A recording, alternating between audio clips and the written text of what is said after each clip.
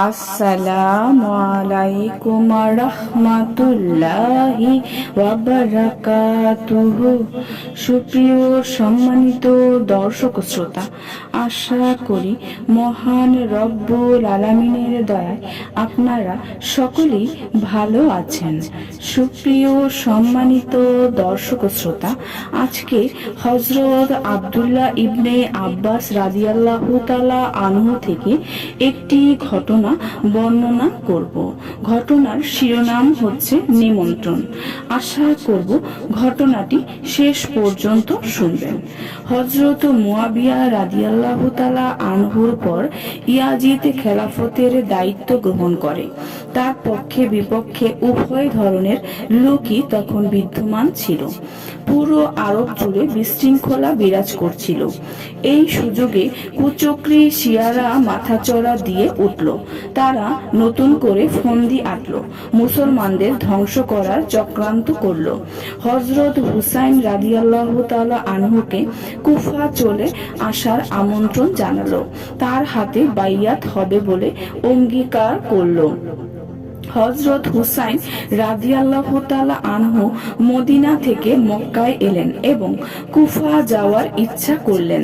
হযরত আব্দুল্লাহ ইবনে আব্বাস রাদিয়াল্লাহু তাআলা আনহু যখন এই সংবাদ জানতে পারলেন, তখন যার পর নাই পেরেশান হলেন, কেননা কুফাবাসীর গাদ্দারির কথা তার ভালো করেই জানা ছিল। তাদের হীনতা সম্পর্কে তিনি জানতেন। তাই তিনি হযরত হুসাইন রাদিয়াল্লাহু তাআলা আনহুকে কুফা যেতে বারংবার নিষেধ করলেন। তিনি হুসাইন রাদিয়াল্লাহু তাআলা আনহুকে বললেন, হে আমার প্রিয় ভাই, আমি নিজেকে অনেক বোঝাতে চেষ্টা করেছি, কিন্তু কিছুতেই বোঝাতে পারিনি। মনকে শান্ত করার চেষ্টা করেছি, কিন্তু কোনো লাভ হয়নি। আপনি কুফা গমন করবেন, এটা আমার মন কোনোভাবেই মেনে নিতে পারছে না। এভাবে যেখানে যাওয়াতে আমি আপনার বিপদের আশঙ্কা করছি প্রিয় ভাই। ইরাকবাসী খুবই গাদ্দার, আপনি তাদের বিশ্বাস করবেন না, তাদের মিষ্টি কথা পড়বেন না। আপনি হেজাজের মধ্যমণি, সকলের চোখের তারা, মাথা মুকুট। আপনি এখানকার সর্দার, তাই কুফা না গিয়ে এখানে থাকাই আপনার জন্য শ্রেয় মনে হয়। তবে হ্যাঁ, যদি কুফাবাসী প্রকৃতপক্ষে আপনাকে মোহাব্বত করে থাকে, আপনার হাতে বাইয়াত হতে আগ্রহী হয়ে থাকে, তাহলে আপনি তাদের লিখে পাঠান, তারা যেন আগে সেখান থেকে আপনার শত্রুদের বিতাড়িত করে। এমনটা করলে পরে আপনি তাদের নিকট গমন করতে পারেন। আর সেখানে গিয়ে যদি এর বিপরীত কিছু দেখতে পান, তবে ইয়ামানের পথে রওয়ানা হবেন।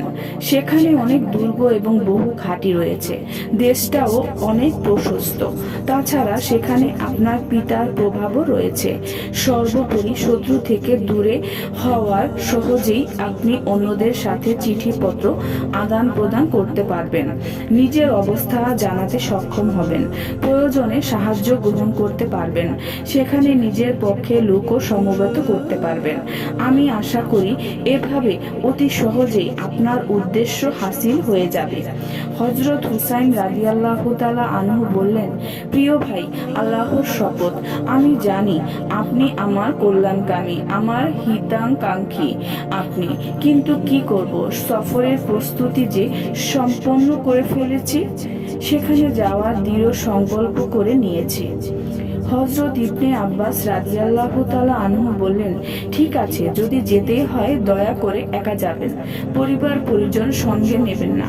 আল্লাহর শপথ, আমার আশঙ্কা হচ্ছে আপনি না আবার হযরত উসমান রাদিয়াল্লাহু তাআলা আনহুর ভাগ্য বরণ করেন, পরিবার ও সন্তানাদির সামনেই না আবার শহীদ হয়ে যান। আল্লাহর ইচ্ছায় কে হস্তক্ষেপ করতে পারে? হযরত ইবনে আব্বাস রাদিয়াল্লাহু তাআলা আনহুর আশঙ্কা এবং তার বারংবার নিষেধ সত্ত্বেও হযরত হুসাইন রাদিয়াল্লাহু তাআলা আনহু সপরিবারে কুফায় রওনা হন।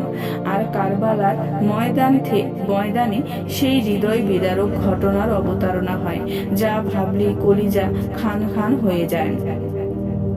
না জানি পাষাণ হৃদয়ের হতভাগারা তা কিভাবে করেছিল, আর কারবালার ময়দানি বা তা কিভাবে হয়েছিল। বলা হয়ে থাকে যে হযরত ইবনে আব্বাস রাদিয়াল্লাহু তাআলা আনহু নিজের খানদানের এমন করুণ পরিণতিতে এতটাই মর্মাহত হয়েছিলেন যে 20 বৎসর পর্যন্ত তিনি নির্জন বাস করেছিলেন। সুপ্রিয় সম্মানিত দর্শক শ্রোতা, আশা করি ভিডিওটি ভালো লেগেছে। ভিডিওটি যদি ভালো লেগে থাকে অবশ্যই চ্যানেলটি সাবস্ক্রাইব করবেন, লাইক করবেন, কমেন্ট করবেন এবং বেশি বেশি শেয়ার করে দিবেন। সবাই ভালো থাকবেন। আল্লাহ হাফেজ।